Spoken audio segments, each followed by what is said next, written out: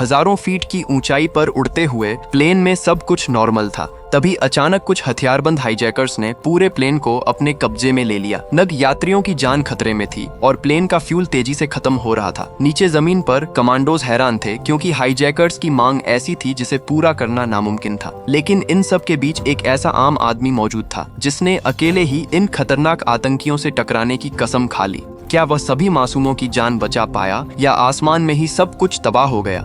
आइए देखते हैं इस कहानी को। कहानी की शुरुआत दुबई एयरपोर्ट से होती है, जहां से K-29 नाम की एक पैसेंजर फ्लाइट लंदन के लिए उड़ान भरती है। इस विमान की कमान अनुभवी पायलट रॉबिन एलन और फर्स्ट ऑफिसर एना कोवाक के हाथों में होती है। विमान में कुल 216 यात्री सवार होते हैं और सबको उम्मीद होती है कि लगभग 7 घंटे बाद वे सुरक्षित लंदन पहुंच जाएंगे। इन्हीं यात्रियों में फर्स्ट क्लास में बैठा होता है सैम नेल्सन, जो एक बेहद होशियार बिजनेस नेगोशिएटर होता है। वह किसी बिजनेस मीटिंग के लिए नहीं बल्कि अपनी बिखरी हुई शादी को बचाने की आखिरी कोशिश करने लंदन लौट रहा होता है। उसकी पत्नी मार्शा उससे अलग रह रही होती है। वह साफ कह चुकी होती है कि अब उनके रिश्ते का कोई भविष्य नहीं है क्योंकि उसकी जिंदगी में अब डेनियल नाम का एक पुलिस ऑफिसर आ चुका होता है। लेकिन सैम अब भी उम्मीद नहीं छोड़ता। वह मार्शा के लिए एक सोने का खूबसूरत हार खरीद कर लाया होता है जिसे वह अपनी सीट के ऊपर बने लगेज कंपार्टमेंट में सुरक्षित रख देता है। शुरुआत में सब कुछ बिल्कुल सामान्य दिखाई देता है। यात्री आराम से अपनी अपनी सीटों पर बैठे होते हैं और विमान भी बिना किसी परेशानी के अपनी मंजिल की ओर बढ़ रहा होता है। तभी इकोनॉमी क्लास में बैठी नाओमी वॉशरूम जाने के लिए अपनी सीट से उठती है, लेकिन जैसे ही वह अंदर पहुंचती है उसकी नजर फर्श पर पड़ी एक बुलेट पर जाती है। यह देखकर नाओमी घबरा जाती है। वह तुरंत अपनी सीट पर लौटती है और अपने दोनों दोस्तों को वह बुलेट दिखाती है। तीनों समझ नहीं पाते कि आखिर एक पैसेंजर फ्लाइट के वॉशरूम में गोली कैसे पहुंच सकती है। इसी दौरान पास में बैठा टेरी नाम का एक आदमी उनकी घबराहट देख लेता है। टेरी पहले भी नाओमी की मदद कर चुका होता है, इसलिए नाओमी उस पर भरोसा कर लेती है और वह गोली उसे दे देती है। टेरी उसे भरोसा दिलाता है कि वह फ्लाइट अटेंडेंट को यह गोली दिखाकर पूरी बात पता करेगा। लेकिन जैसे ही टेरी वहां से निकलता है वह फ्लाइट अटेंडेंट के पास जाने के बजाय सीधे फर्स्ट क्लास की तरफ बढ़ जाता है। रास्ते में फ्लाइट अटेंडेंट उसे रोकने की कोशिश भी करते हैं क्योंकि उसका वहां जाना नियमों के खिलाफ होता है, लेकिन वह किसी की बात नहीं सुनता और सीधे स्टुअर्ट नाम के एक यात्री के पास पहुंच जाता है। यही कहानी का सबसे बड़ा राज सामने आता है। असल में टेरी और स्टुअर्ट आम यात्री नहीं होते। वे एक खतरनाक गैंग का हिस्सा होते हैं जिसका प्लान इस पूरे विमान को हाईजैक करना होता है। टेरी स्टुअर्ट को बताता है कि उनकी टीम के किसी सदस्य से गलती से एक गोली गिर गई थी जिसे एक लड़की ने ढूंढ लिया है। अगर यह बात फैल गई तो उनका पूरा प्लान शुरू होने से पहले ही खत्म हो सकता है। यह सुनते ही स्टुअर्ट तुरंत फैसला लेता है कि अब इंतजार करने का कोई फायदा नहीं है। जो हाईजैकिंग कई घंटे बाद शुरू होनी थी अब उसे सिर्फ 5 मिनट में अंजाम दिया जाएगा। इसके लिए वह टेरी को एक हरे रंग की टोपी पहनने का आदेश देता है। यह टोपी उनकी पूरी टीम के लिए एक गुप्त संकेत होती है जिसका मतलब होता है कि अब प्लान तुरंत शुरू किया जाएगा। टेरी वापस इकोनॉमी क्लास में लौट आता है। उसके सिर पर हरी टोपी देखते ही उसके बाकी 3 साथी जेडन, जेमी और लुइस समझ जाते हैं कि अब सिर्फ 5 मिनट बाद पूरा ऑपरेशन शुरू होने वाला है। इसके बाद टेरी फिर से नाओमी के पास पहुंचता है और झूठ बोलता है कि फ्लाइट अटेंडेंट ने बताया है कि यह गोली किसी सैनिक की होगी जो गलती से नीचे गिर गई थी, इसीलिए चिंता करने की कोई जरूरत नहीं है। लेकिन नाओमी को उसकी बात पर बिल्कुल भी भरोसा नहीं होता। वह अपने दोस्तों के साथ फैसला करती है कि वे खुद किसी फ्लाइट अटेंडेंट से बात करेंगे। कुछ देर बाद उन्हें आर्थर नाम का एक फ्लाइट अटेंडेंट दिखाई देता है। जैसे ही वे उसे गोली मिलने की पूरी बात बताते हैं तभी अचानक विमान के अलग अलग हिस्सों से 5 हथियारबंद लोग अपनी सीटों से खड़े हो जाते हैं। उनके हाथों में बंदूकें होती हैं और देखते ही देखते वे पूरे विमान पर कब्जा करना शुरू कर देते हैं। पूरे केबिन में अफरा तफरी मच जाती है। यात्री डर के मारे अपनी सीटों पर ही जमे रह जाते हैं। किसी की भी हिम्मत नहीं होती कि अपनी जगह से हिल सके। कुछ ही पलों में हाईजैकर्स सभी यात्रियों के मोबाइल फोन, टैबलेट और बाकी इलेक्ट्रॉनिक डिवाइस छीन लेते हैं ताकि कोई भी बाहर की दुनिया से संपर्क न कर सके। अब विमान के अंदर मौजूद हर इंसान पूरी तरह उनकी गिरफ्त में आ चुका होता है। उधर कॉकपिट में बैठे पायलट रॉबिन सिक्योरिटी कैमरे के जरिए यह सब देख लेते हैं। बिना एक पल गंवाए वह दुबई एयर ट्रैफिक कंट्रोल को एक सिक्योरिटी अलर्ट भेज देते हैं कि विमान में गंभीर सुरक्षा घटना हो चुकी है। लेकिन हाईजैकर्स को भी इस बात का पूरा अंदाजा होता है कि विमान पर पूरी तरह कब्जा करने के लिए कॉकपिट का दरवाजा खुलवाना सबसे जरूरी है। उन्हें रॉबिन की निजी जिंदगी का एक ऐसा राज भी पता होता है जिसे शायद ही कोई जानता हो। रॉबिन का फ्लाइट अटेंडेंट कॉलेट के साथ प्रेम संबंध चल रहा होता है। यही बात हाईजैकर्स उसका सबसे बड़ा हथियार बना लेते हैं। वे कॉलेट को पकड़कर कर कॉकपिट के बाहर ले आते हैं और उसकी जान को खतरे में डाल देते हैं। रॉबिन यह सब सिक्योरिटी कैमरे में देख रहा होता है। वह अच्छी तरह जानता है कि नियमों के अनुसार हाईजैकिंग के दौरान कॉकपिट का दरवाजा किसी भी हाल में नहीं खोला जा सकता, लेकिन दूसरी तरफ कॉलेट की जान दांव पर लगी होती है। आखिरकार अपने प्यार को बचाने के लिए रॉबिन अपने कर्तव्य से समझौता कर लेता है। जैसे ही वह दरवाजा खोलने के लिए आगे बढ़ता है, एना उसे रोकने की कोशिश करती है। दोनों के बीच हाथापाई शुरू हो जाती है। घबराहट और दबाव में रॉबिन पास पड़ी धातु की एक बोतल से एना के सिर पर वार कर देता है, जिससे वह बेहोश हो जाती है। अब रॉबिन कॉकपिट का दरवाजा खोल देता है और उसी पल पूरा कॉकपिट भी हाईजैकर्स के कब्जे में चला जाता है। इसके बाद स्टुअर्ट रॉबिन को दोबारा दुबई एयर ट्रैफिक कंट्रोल से संपर्क करने का आदेश देता है। इस बार रॉबिन मजबूरी में झूठ बोलता है कि पहले जो सिक्योरिटी अलर्ट भेजा गया था वह सिर्फ कुछ नशे में धुत यात्रियों की शरारत थी और अब विमान में सब कुछ सामान्य है। जमीन पर मौजूद अधिकारियों को भी यही लगता है कि खतरा पूरी तरह टल चुका है। इस तरह विमान की हाईजैकिंग सफलतापूर्वक शुरू हो जाती है। क्योंकि विमान अब ऑटो पायलट पर उड़ रहा होता है, इसलिए स्टुअर्ट रॉबिन को कॉकपिट से बाहर निकाल देता है। रॉबिन फर्स्ट क्लास में बैठ जाता है, जहां सैम नेल्सन उसकी घबराहट को तुरंत समझ जाता है। सैम बिना किसी को शक हुए एक अनोखा तरीका अपनाता है। वह इन फ्लाइट वीडियो गेम की मदद से रॉबिन तक गुप्त संदेश पहुंचाना शुरू करता है। दोनों बिना बोले एक ऐसी योजना बनाने लगते हैं जिससे शायद इस विमान में बैठे सभी लोगों की जान बचाई जा सके। कुछ समय बाद विमान इराक के हवाई क्षेत्र में प्रवेश करता है। वहां का एयर ट्रैफिक कंट्रोल कई बार विमान से संपर्क करने की कोशिश करता है। मजबूरी में हाईजैकर्स रॉबिन को दोबारा कॉकपिट में भेजते हैं ताकि वह सब कुछ सामान्य होने का नाटक कर सके।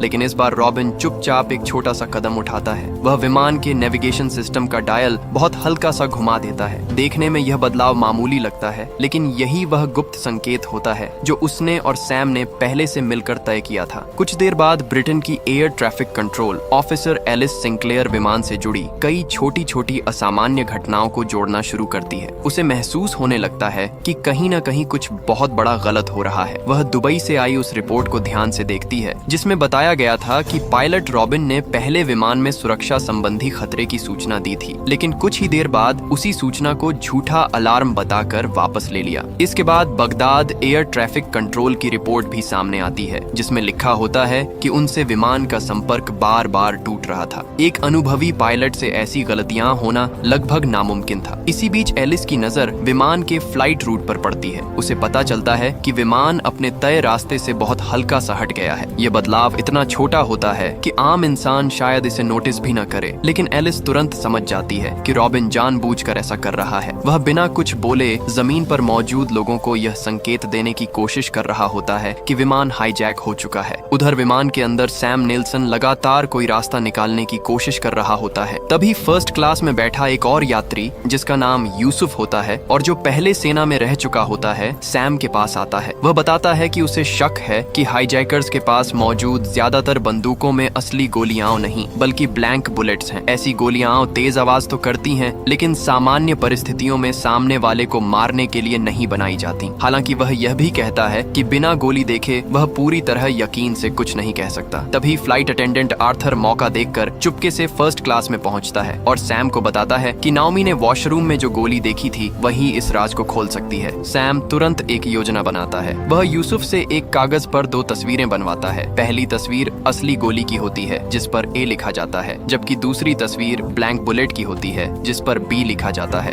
कुछ देर बाद जब हाईजैकर्स यात्रियों को पानी की बोतलें बांटने की अनुमति देते हैं और सर्विस ट्रॉली पूरे विमान में घूमने लगती है, तभी सैम बेहद सावधानी से वह कागज हेड फ्लाइट अटेंडेंट डेविया को थमा देता है। डेविया बिना किसी को शक होने दिए वह कागज आर्थर तक पहुंचा देती है और आर्थर उसे नाओमी को दिखाकर पूछता है कि वॉशरूम में मिली गोली इन दोनों में से किस तरह की थी। नाओमी ध्यान से तस्वीरें देखती है और अपना जवाब दे देती है। आर्थर वापस सैम के पास लौटने लगता है, लेकिन तभी स्टुअर्ट उसकी हरकतों पर शक कर लेता है। वह उसे रोककर पूछताछ करने लगता है। अपनी चालाकी दिखाते हुए आर्थर बहाना बनाता है कि वह सीट 23B पर बैठी एक रोती हुई लड़की को शांत कराने गया था। वह जानबूझकर बी शब्द पर थोड़ा ज्यादा जोर देता है। बस यही एक इशारा सैम के लिए काफी होता है। वह समझ जाता है कि नाओमी ने दूसरी तस्वीर चुनी थी, यानी ज्यादातर हाईजैकर्स के पास मौजूद बंदूकों में सचमुच ब्लैंक बुलेट्स हैं। इसी दौरान एक यात्री नासिर अपनी सीट से उठता है। उसे अपने अंकल की दवा ऊपर रखे लगेज कंपार्टमेंट से निकालनी होती है, लेकिन जैसे ही वह खड़ा होता है, हाईजैकर जेडन गुस्से में आकर उसे जोर से मार देता है। यह देखकर नासिर और उसका चचेरा भाई अपना आपा खो बैठते हैं और दोनों हाईजैकर्स से भिड़ जाते हैं। धक्का मुक्की के बीच लुइस के पेट में कैंची घुस जाती है और वह बुरी तरह घायल हो जाता है। पूरे विमान में अफरा तफरी मच जाती है। उसी समय केट नाम की एक महिला घबरा जाती है क्योंकि उसकी छोटी बेटी लिजी अपनी सीट से गायब हो चुकी होती है। केट और शीना नाम की दूसरी महिला उसे ढूंढने के लिए सीटों के बीच भागने लगती हैं। हाईजैकर्स का ध्यान दूसरी तरफ जाते ही सैम इस मौके का फायदा उठाता है। वह चुपके से गलियारे से होते हुए कैटरिंग वाले हिस्से तक पहुंच जाता है जहां टेरी अकेला होता है। सैम बिना समय गंवाए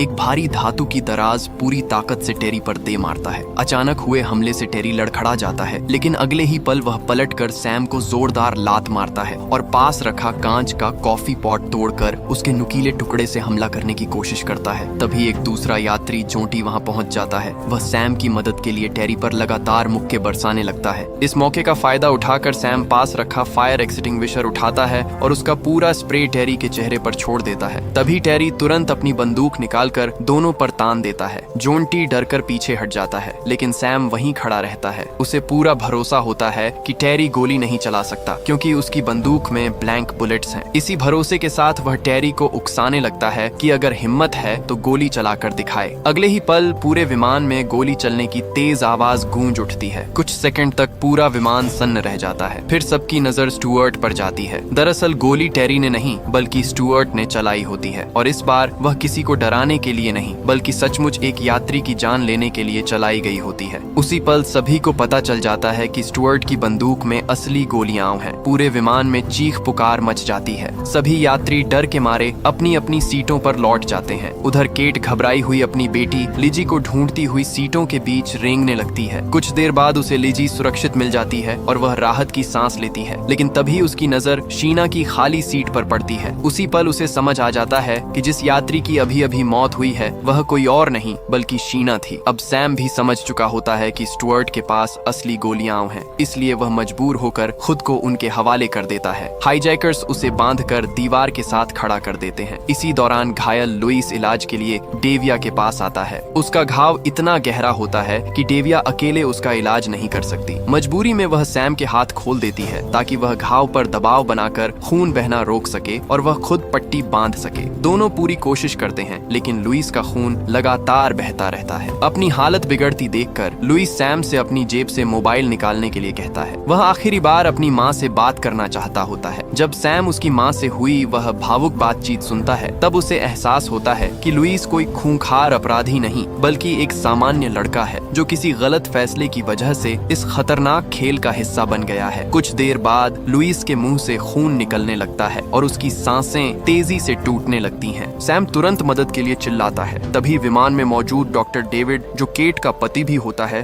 तुरंत वहां पहुंच जाता है। वह लुइस की हालत देखकर समझ जाता है कि उसके फेफड़ों के पास हवा भर गई है और बिना इलाज के उसकी जान नहीं बचेगी। ऐसे में वह अपनी सूझबूझ का इस्तेमाल करता है। वह एक साधारण पेन खोलता है और उसके खोखले हिस्से को लुइस की छाती में डालकर अंदर फंसी हवा बाहर निकाल देता है। इससे लुइस को फिर से सांस लेने में थोड़ी राहत मिलने लगती है। उधर जमीन पर ब्रिटेन के होम सेक्रेटरी नील वॉल्श अपनी कार की तरफ बढ़ रहे होते हैं। तभी एक अनजान आदमी उनके पास आता है, चुपचाप एक लिफाफा उनके हाथ में थमाता है और बिना कुछ बोले वहां से चला जाता है। कार में बैठने के बाद नील जब वह लिफाफा खोलते हैं तो अंदर मौजूद कागज देखकर उनके चेहरे का रंग उड़ जाता है। उसमें विमान हाईजैक करने वालों की नहीं बल्कि उन असली लोगों की मांगे लिखी होती हैं जो इस पूरी साजिश के पीछे बैठे होते हैं। कुछ समय बाद स्टुअर्ट फिर सैम के पास आता है। उसी दौरान सैम लुइस को यह कहते हुए सुन लेता है कि उसने अपनी माँ को फोन किया था, लेकिन वह जिस तरह यह बात कहता है उससे सैम को एक बहुत बड़ा सुराग मिल जाता है। सैम समझ जाता है कि लुइस और स्टुअर्ट के बीच सिर्फ साथ होने का रिश्ता नहीं बल्कि खून का रिश्ता है। दोनों सगे भाई हैं। अब सैम इसी रिश्ते का फायदा उठाने का फैसला करता है। उसे यकीन हो जाता है कि अगर वह स्टुअर्ट की इस कमजोरी को सही तरह इस्तेमाल कर पाया तो शायद इस विमान में बैठे सभी लोगों की जान बचाने का एक नया रास्ता निकल सकता है। लुइस की बिगड़ती हालत देखकर सैम तुरंत स्टुअर्ट को समझाने की कोशिश करता है कि विमान को तुरंत हंगरी में उतार देना चाहिए। अभी विमान उसी देश के ऊपर उड़ रहा होता है और लंदन पहुंचने में अभी लगभग 3 घंटे बाकी होते हैं। सैम अच्छी तरह जानता होता है कि लुइस सिर्फ उसकी छाती में लगी एक साधारण पेन की ट्यूब के सहारे जिंदा है। अगर उसे जल्द अस्पताल नहीं पहुंचाया गया तो उसकी जान बचाना लगभग नामुमकिन होगा। सैम स्टुअर्ट को भरोसा दिलाता है कि जैसे ही लुइस को अस्पताल पहुंचा दिया जाएगा विमान दोबारा उड़ान भर सकता है। लेकिन सैम के मन में एक अलग ही योजना चल रही होती है। उसे पता होता है कि जैसे ही विमान हंगरी में उतरेगा, वहाँ की सेना और सुरक्षा बल तुरंत विमान को घेर लेंगे और इस हाईजैकिंग का हमेशा के लिए अंत हो जाएगा। लेकिन तभी लुइस खुद सैम से विनती करने लगता है कि किसी भी हालत में विमान को नीचे मत उतारो। वह बताता है कि इस पूरी हाईजैकिंग के पीछे बैठे असली लोग चाहते हैं कि उनका बनाया हुआ प्लान बिना किसी रुकावट के पूरा हो। अगर जरा सी भी गड़बड़ हुई तो वे इस मिशन में शामिल हर व्यक्ति के परिवार को मार डालेंगे। लुइस बताता है कि उन लोगों के पास सिर्फ हाईजैकर्स के परिवार की नहीं, बल्कि सैम के परिवार की जानकारी भी पहुंच चुकी है। अगर विमान तय योजना के मुताबिक आगे नहीं बढ़ा तो किसी की भी जान सुरक्षित नहीं रहेगी। अब स्टुअर्ट के सामने एक तरफ अपने भाई की जान होती है और दूसरी तरफ अपनी माँ की जिंदगी। लुइस समझ जाता है कि अगर वह जिंदा रहा तो स्टुअर्ट उसे बचाने के लिए हर हाल में विमान उतरवाने की कोशिश करेगा। इसी वजह से वह अपनी छाती में लगी पेन की ट्यूब खुद ही बाहर खींच देता है और वह हमेशा के लिए इस दुनिया को अलविदा कह देता है। लेकिन उसकी यह कुर्बानी भी बेकार साबित होती है। उधर जमीन पर उसकी माँ पहले ही यह समझ चुकी होती है कि अब उसकी मौत तय है। इसी डर और बेबसी में वह सामने से आती एक तेज रफ्तार गाड़ी के आगे कूदकर अपनी जान दे देती है। अब हाईजैकिंग पहले से भी ज्यादा भयानक रूप ले चुकी होती है। उधर ब्रिटेन में सरकार लगातार इस संकट का हल निकालने की कोशिश कर रही होती है। तभी होम सेक्रेटरी नील वॉल्श वहां पहुंचते हैं और अपने पास आया वह रहस्यमयी खत सबके सामने पढ़ना शुरू करते हैं। तभी इस पूरी साजिश की असली वजह सामने आती है। कुछ महीने पहले एडगर जैनसन और जॉन बेली ब्राउन नाम के दो बेहद खतरनाक अपराधियों को गिरफ्तार किया गया था। दोनों चीप साइड फर्म नाम के एक अंतरराष्ट्रीय अपराधी संगठन के बॉस थे। यह संगठन ड्रग्स, हथियारों और मानव तस्करी जैसे कई बड़े अपराधों में शामिल था। अब उसी संगठन ने K-29 फ्लाइट को हाईजैक किया था। उनकी सिर्फ एक ही मांग थी, लंदन पहुंचने से पहले एडगर और जॉन को जेल से रिहा किया जाए। अगर ऐसा नहीं हुआ तो विमान में मौजूद सभी 216 यात्रियों को मार दिया जाएगा। आखिरकार नील मजबूर होकर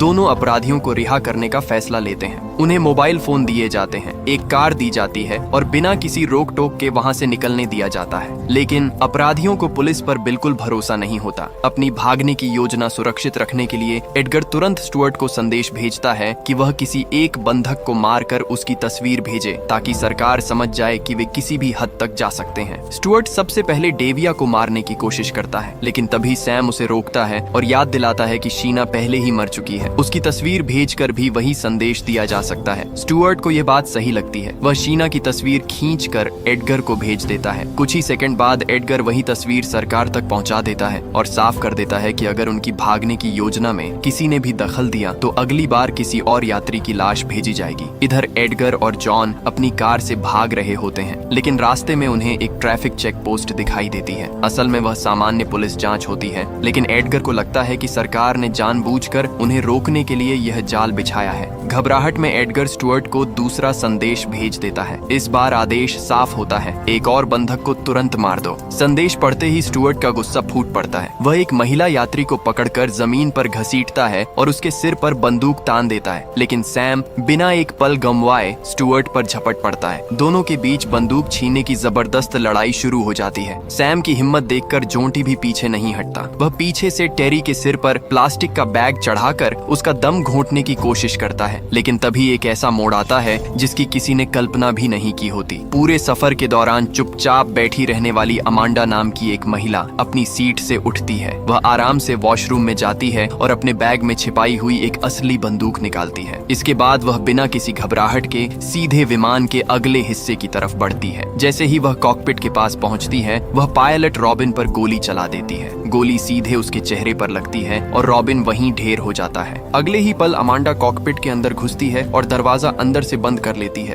अब पूरे विमान का नियंत्रण एक ऐसी महिला के हाथ में आ चुका होता है जो स्टुअर्ट की टीम का हिस्सा भी नहीं होती। यह देखकर सैम और स्टुअर्ट दोनों हैरान रह जाते हैं। स्टुअर्ट खुद स्वीकार करता है कि वह अमांडा को नहीं जानता और उसका इस हाईजैकिंग से कोई संबंध नहीं है। उधर बाकी यात्री मिलकर लगभग सभी हाईजैकर्स को काबू में कर चुके होते हैं। सैम स्टुअर्ट को समझाता है कि अब लड़ने का कोई फायदा नहीं है। आखिरकार स्टुअर्ट अपनी बंदूक सैम के हवाले कर देता है। अब विमान में असली गोलियों वाली एकमात्र बंदूक सैम के हाथ में होती है। सैम सभी यात्रियों को भरोसा दिलाता है कि हाईजैकिंग लगभग खत्म हो चुकी है, लेकिन असली खतरा अभी भी कॉकपिट के अंदर मौजूद अमांडा होती है। लंदन पहुंचने में अब सिर्फ 1 घंटा बचा होता है। इसी दौरान इलेक नाम का एक यात्री सैम के सामने एक चौंकाने वाला सच कबूल करता है। वह बताता है कि हाईजैकर्स के हथियार उसी ने अपने बैग में छिपाकर विमान के अंदर पहुंचाए थे। वह ऐसा अपनी मर्जी से नहीं बल्कि इसलिए करने पर मजबूर हुआ था क्योंकि अपराधी संगठन ने उसके परिवार को बंधक बना रखा था। जब सैम उससे पूछता है कि आखिर उन्होंने उसी को क्यों चुना, तब इलेक बताता है कि वह पेशे से शेयर बाजार में काम करता है। यहीं इस पूरी साजिश का दूसरा चेहरा सामने आता है। असल मकसद सिर्फ अपराधियों को जेल से छुड़ाना नहीं था। जैसे ही मीडिया में विमान हाईजैक होने की खबर फैली, एयरलाइन कंपनी के शेयर तेजी से गिरने लगे। एडगर और जॉन पहले से ही उसी गिरावट पर दांव लगा चुके थे, यानी जितना ज्यादा कंपनी के शेयर नीचे जाते उतना ही ज्यादा पैसा उनकी जेब में आता। इस चाल से वे अब तक करोड़ों रुपए कमा चुके होते हैं। इतनी बड़ी कमाई के बाद जॉन चाहता है कि अब दोनों तुरंत हेलीकॉप्टर तक पहुंचकर देश छोड़ दें, लेकिन लालच में अंधा हो चुका एडगर और ज्यादा पैसा कमाने के लिए रुकना चाहता है। यही लालच उसकी सबसे बड़ी गलती बन जाता है। जॉन चुपचाप अपने आदमियों को इशारा करता है कि अब योजना का अगला चरण समय से पहले शुरू कर दिया जाए। कुछ ही सेकंड बाद उनका एक आदमी पीछे से आता है और एडगर के सिर में गोली मार देता है। एडगर की वहीं मौत हो जाती है। अब रास्ते का सबसे बड़ा रोड़ा हट चुका होता है। जॉन तुरंत अपने सारे शेयर सौदे पूरे करता है, करोड़ों की कमाई अपने नाम करता है और वहां से भाग निकलता है। उधर विमान में यात्रियों को उनके मोबाइल और बाकी सामान वापस मिलने लगते हैं। सैम इस मौके का फायदा उठाकर अमांडा का मोबाइल देखता है। उसे पता चलता है कि अमांडा की 16 साल की एक बेटी है जिसका नाम एलोडी है। यही बात सैम के दिमाग में एक नई योजना ले आती है। वह एक कागज पर लिखता है, एलोडी तुम्हारे लिए क्या चाहेगी। फिर वह कागज कॉकपिट के कैमरे के सामने उठाकर खड़ा हो जाता है। जैसे ही अमांडा कैमरे में वह संदेश पढ़ती है, उसके चेहरे के भाव पूरी तरह बदल जाते हैं। कुछ ही पलों बाद वह अपने मोबाइल से खुद सैम को कॉल करती है। भारी मन से अमांडा स्वीकार करती है कि उसकी बेटी एलोडी समेत उसका पूरा परिवार उसी अपराधी संगठन के कब्जे में है। पूरे सफर के दौरान उसके पास एक गुप्त मोबाइल छिपा हुआ था और उसे साफ आदेश दिए गए थे कि जैसे ही उस मोबाइल पर संदेश मिले उसे तुरंत कॉकपिट पर कब्जा कर लेना है। योजना के मुताबिक अगर एडगर और जॉन सुरक्षित भाग निकलते तो वे अमांडा को दूसरा संदेश भेजते जिसमें विमान को सुरक्षित उतारने का आदेश होता, लेकिन अगर वह संदेश नहीं आता तो उसे विमान को सीधे लंदन के बीचों बीच गिरा देना था। अब सैम पूरी स्थिति समझ चुका होता है। आमतौर पर वह अपनी बातचीत की कला से सामने वाले को अपनी बात मानने पर मजबूर कर देता था, लेकिन इस बार मामला बिल्कुल अलग था। एक पिता होने के नाते वह अमांडा के दर्द को महसूस कर रहा होता है। उसे एहसास होता है कि अगर उसके अपने बेटे की जान खतरे में होती तो शायद वह भी उसे बचाने के लिए किसी भी हद तक चला जाता, लेकिन सैम जानता था कि सबसे कड़वी सच्चाई अब अमांडा को बताना ही पड़ेगा। वह उसे बताता है कि चाहे वह विमान गिराए या सुरक्षित उतारे, उसकी बेटी की जान किसी भी हालत में नहीं बचेगी। स्टुअर्ट पहले ही उसे बता चुका होता है कि यह अपराधी संगठन अपने सभी बंधकों को आखिर में मार देता है ताकि उनके खिलाफ कोई गवाह जिंदा न बचे। इस बात का सबूत भी सामने आ चुका होता है। दुबई एयरपोर्ट पर जिस सुरक्षा कर्मचारी ने हथियार विमान के अंदर पहुंचाने में उनकी मदद की थी, संगठन ने काम पूरा होने के बाद उसे और उसके पूरे परिवार को भी मार डाला था। ये सुनते ही अमांडा पूरी तरह टूट जाती है। अब उसे समझ आ जाता है कि उसकी बेटी की किस्मत पहले ही लिखी जा चुकी है। उसी पल वह एक बहुत बड़ा फैसला लेती है। वह तय करती है कि अगर उसकी बेटी को बचाया नहीं जा सकता तो कम से कम इस विमान में बैठे बाकी 216 लोगों को जरूर बचाया जाएगा। अमांडा कॉकपिट का दरवाजा खोल देती है और सैम को अंदर आने देती है। दोनों तुरंत लंदन एयर ट्रैफिक कंट्रोल से संपर्क करते हैं, जहां उनकी बात एयर ट्रैफिक कंट्रोल अधिकारी एलिस सिंक्लेयर से होती है। एलिस उन्हें सुरक्षित लैंडिंग के निर्देश देने लगती है। दूसरी तरफ अमांडा भी पहले नौसेना में विमान उड़ा चुकी होती है, इसलिए उसे विमान उड़ाने का अनुभव होता है। लेकिन जैसे जैसे लैंडिंग का समय करीब आता है, सैम महसूस करता है कि अमांडा का आत्मविश्वास टूटता जा रहा है। असल में उसे विमान उतारने से ज्यादा डर इस बात का होता है कि पायलट रॉबिन की हत्या के लिए उसे उम्र भर जेल जाना पड़ेगा। यह बात समझते ही सैम एलिस से कहता है कि किसी ऐसे व्यक्ति को लाइन पर लाया जाए जो अमांडा को भरोसा दिला सके कि उसके साथ न्याय होगा। कुछ ही पलों बाद ब्रिटेन के होम सेक्रेटरी नील वॉल्श लाइन पर आते हैं। वह अमांडा से वादा करते हैं कि अगर उसकी बताई हुई बातें सच साबित होती हैं और उसने यह सब अपने परिवार को बचाने की मजबूरी में किया है, तो रॉबिन की मौत के लिए उसके खिलाफ कोई कानूनी कार्रवाई नहीं की जाएगी। यह सुनकर पहली बार अमांडा के चेहरे पर थोड़ा सुकून दिखाई देता है। अब वह पूरी तरह एलिस के निर्देशों पर ध्यान देने लगती है, लेकिन खतरा अभी भी खत्म नहीं हुआ था। विमान का ईंधन लगभग पूरी तरह खत्म हो चुका होता है। एलिस बताती है कि अब इंजन की ताकत के भरोसे नहीं, बल्कि विमान को हवा में फिसलाते हुए सबसे नजदीकी रनवे तक पहुंचाना होगा। उधर विमान के अंदर सभी यात्रियों अपनी सीट पर सिर झुकाकर बैठ जाता है। धीरे धीरे विमान जमीन की तरफ उतरने लगता है। वह रिहायशी इलाकों के घरों की छतों के बिल्कुल ऊपर से गुजरता है। आखिरकार विमान रनवे को छू लेता है। सैम पूरी ताकत से ब्रेक लगाने की कोशिश करता है, लेकिन इंजन में रिवर्स थ्रस्ट नहीं होने की वजह से विमान की रफ्तार कम नहीं हो पाती। तेज गति से दौड़ते हुए अचानक आगे का लैंडिंग गियर टूट जाता है। विमान का अगला हिस्सा जमीन से घिसटने लगता है। बाकी पहियों से चिंगारियां निकलने लगती हैं। रनवे पर कई जगह छोटे छोटे धमाके होने लगते हैं, लेकिन कई खतरनाक झटकों के बाद आखिरकार विमान रुक जाता है। सभी लोग राहत की सांस लेते हैं। डेविया तुरंत दरवाजा खोलती है और सभी यात्रियों को जल्दी जल्दी बाहर निकलने के लिए कहती है। कुछ ही मिनटों में सभी लोग विमान से सुरक्षित बाहर आ जाते हैं। बाहर पहले से ही फायर ब्रिगेड, एम्बुलेंस और हथियारबंद सुरक्षा बल मौजूद होते हैं। सुरक्षा बल तुरंत बाकी बचे हाईजैकर्स को गिरफ्तार कर लेते हैं। सैम यह सुनिश्चित कर लेता है कि सभी यात्री सुरक्षित बाहर निकल चुके हैं। अब वह खुद भी विमान से बाहर जाने लगता है, लेकिन तभी उसे याद आता है कि वह मार्शा के लिए खरीदा हुआ सोने का हार अभी भी विमान के ऊपर बने लगेज कंपार्टमेंट में रखा हुआ है। वह एक बार फिर अकेला विमान के अंदर लौट जाता है। हार उठाने के बाद जैसे ही वह बाहर निकलने लगता है, अचानक विमान का दरवाजा फिर से बंद हो जाता है। सैम हैरान होकर पीछे मुड़ता है। तभी उसकी नजर स्टुअर्ट पर पड़ती है। किसी तरह वह अपने हाथों में लगी झिपटाई खोलने में कामयाब हो चुका होता है। अब उसके हाथ में 2 भरी हुई बंदूकें होती हैं। अब उसका सिर्फ एक ही मकसद होता है, सैम से बदला लेना। स्टुअर्ट लगातार सैम को ढूंढता हुआ विमान के अंदर घूमने लगता है। सैम सीटों और दीवारों के पीछे छिपते हुए किसी तरह उसकी गोलियों से बचने की कोशिश करता है। सैम तुरंत मार्शा को 2 संदेश भेजता है। पहले संदेश में वह उससे माफी मांगता है। उसे अफसोस होता है कि उसने मार्शा की बात नहीं मानी। अगर वह इस फ्लाइट में सवार ही नहीं होता तो शायद आज इस मौत के खेल का हिस्सा भी नहीं बनता। दूसरे संदेश में वह सिर्फ एक बात लिखता है, मुझे अभी कॉल करो। मार्शा उन संदेशों में छिपी घबराहट को तुरंत महसूस कर लेती है और बिना देर किए सैम को फोन लगा देती है।